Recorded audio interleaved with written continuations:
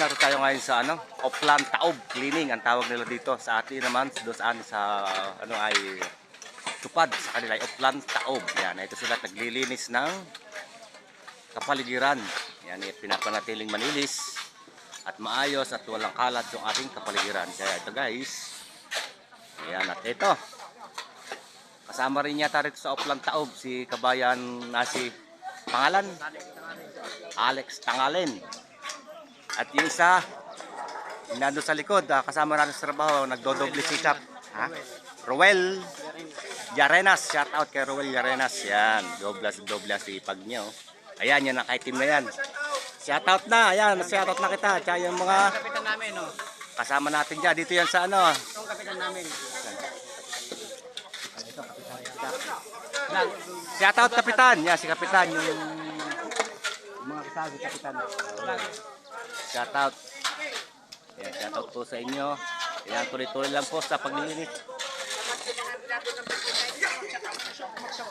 Pa? Gusto lang ako magsalita. Pamag mga empleyado ng mga pinalinisan ng barangay yung mga area nila. Opo.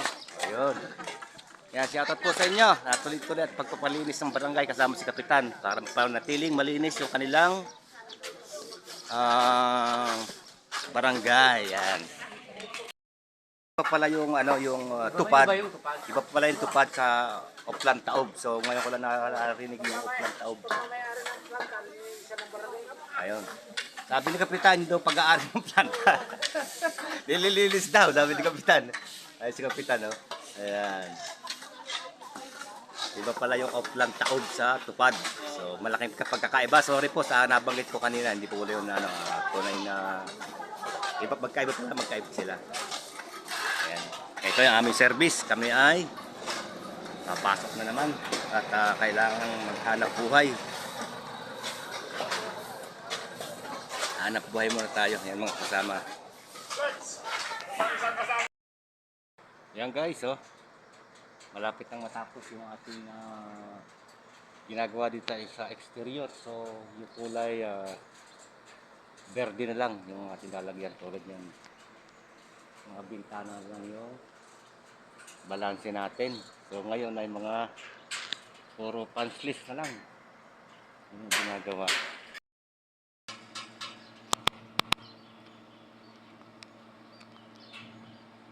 Kaunti na lang at matatapos na mga Ayan, makaka-uwi na ng linggo si Moymoy. Makaka-uwi na ng linggo si Moymoy. So kanya-kanya ng toka. Ayun, mayroon siya nasa bubong. Ayun, sa mababa dahil hindi yan marunong umakyat sa mataas. Ayun, Nasa bubong, baba lang. mababa. At least nasa bubong.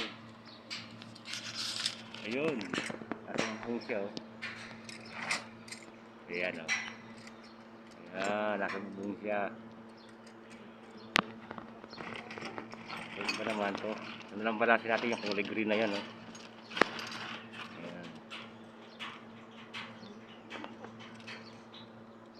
Then nagawa ko ay doon sa kabila sa may roll up na naglalagay tayo ng warning device.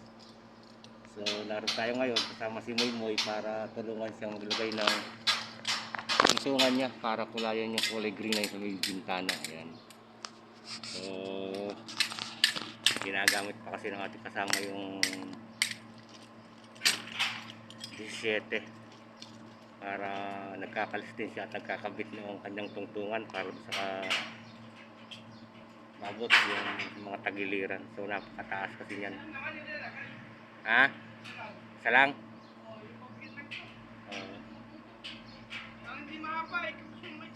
Ba't hindi pwedeng maiksi? Itong mahaba pero magaan. Ay ang bigat niyan GI yan magaan yan Ayan mas maganda yung mahaba kaysa mabigat. Gusto nyo pa yung GI. Ayan na. Mabigat kasi ng GI na makatumbas. May 10 kilo yata yun. Hindi lang 10 kilo, isang peraso. May 4 na metro haba.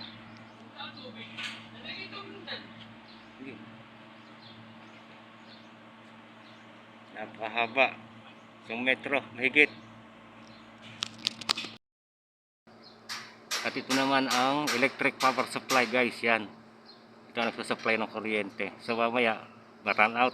Ma-under na naman tumama yung generator dito. Ayan. Siya nagsusupply ng kuryente pag nagkakaroon ng run out. La Union. Yan guys, oh. Nakikita niyo yan, yan. Yan guys, at ay break time. Break time na naman. Napakaaga ng break time dito guys dahil unang-una alas 8. 8. Alas 8 ang break time. So napakaaga, mamaya alas 10 na naman. Uuwi na naman, simot-mot. Napakaaga ng break time. Hindi pa natutunaw yung aming kinain, break time na naman. No? Sarap na naman ang ulam namin kanina, pork chop. What?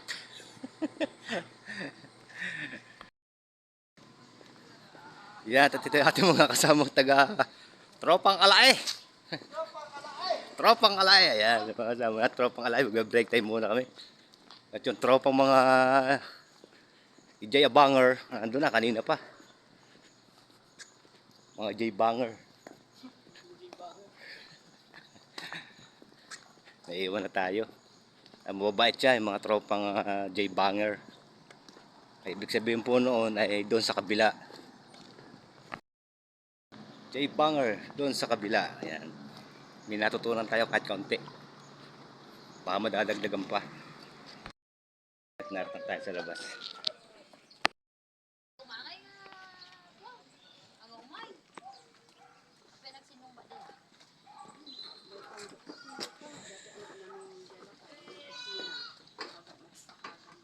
Yan, break time muna, break time. 15 minutes break and then pasok na tayo mamaya pagkatapos ng 15 minutes break.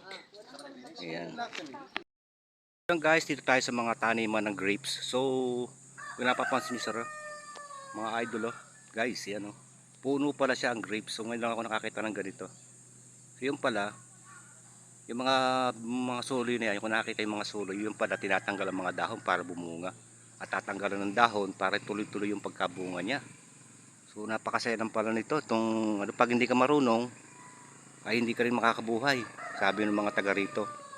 So ang binhi daw niyan ay 50 pesos ang isang piraso. So hindi pa natin sigurado kung talagang mabubuhay dito sa atin kung dadala natin sa malayo. Yan, yes, sir. Ito binhi, binhi na. Boss, magkano ganyan binhi? Magkano ang binhi ganyan? 10 piras, 10 piso? Yan, 10 piso daw yung isa. Ito yung, kayo may-ari nito? Ayun. Akin yung sinasama sa ano. Ito yung, sila palang may-ari nito. Yan, si kuya. Ano pangalan niyo kuya? Dennis po. Dennis Criado. Ayan, shoutout kay Dennis Criado.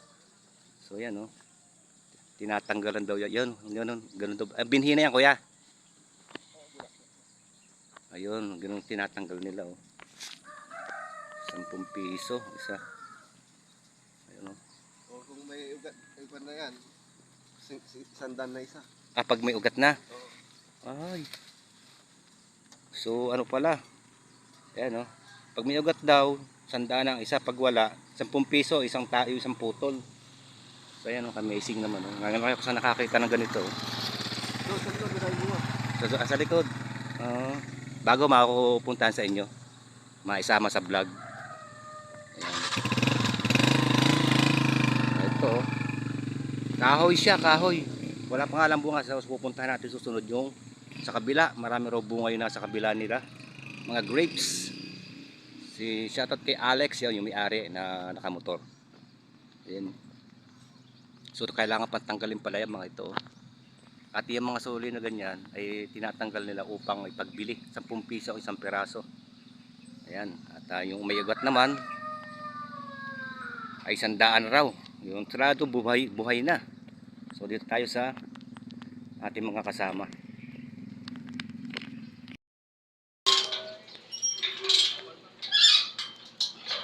Guys, kung nararamdaman nyo lang, sobrang init dito. Napakainit. Ayan. Ayan na. Kakabit kami ng scaffolding.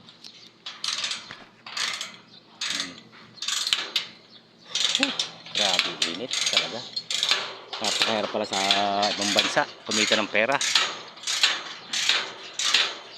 Kakabit kami ng scaffolding dito para matungtong at makulayan itong tagalira na yan. Ayan.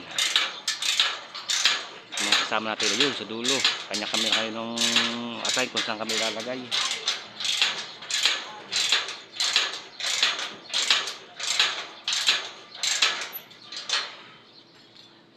Ano? Kabit na, mamaya pa. Pahinga muna. Pa. Platform. Platform, sabi mo Moy. Yan, pahinga muna tayo.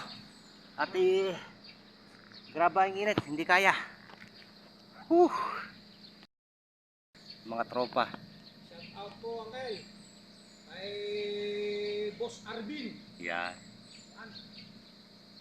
Talagang hindi kaya ang init. Grabe. Yaya. Aatay. Kaya daw amoy. Ayan, lakay. Ayan, amoy. Mapakla. Yan.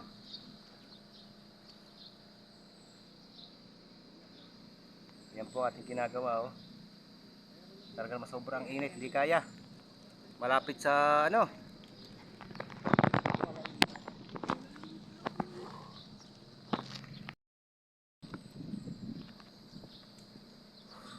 Yan, matatapos na. Kakaunti na lang. Kakaunti na.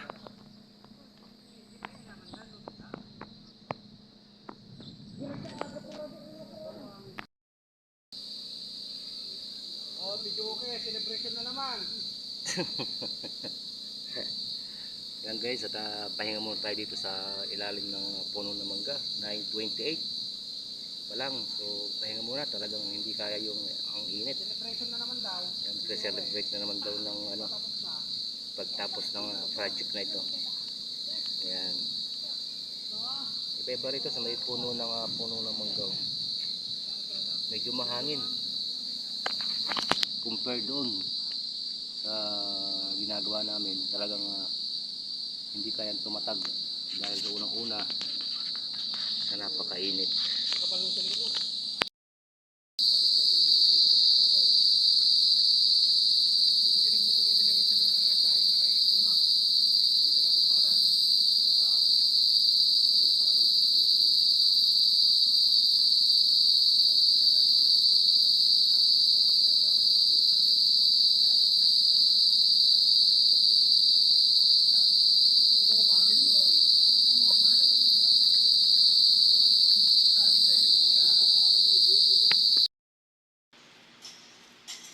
Yan, ito naman ang ginagawa ni ano oh, ni Motmot Palaboy oh.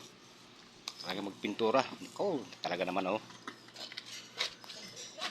Ayun, tapos na natin. So susunod naman natin yung taas. Yung gabay doon oh. Ayun. Very simple lang pagkakadali ni Motmot Palaboy.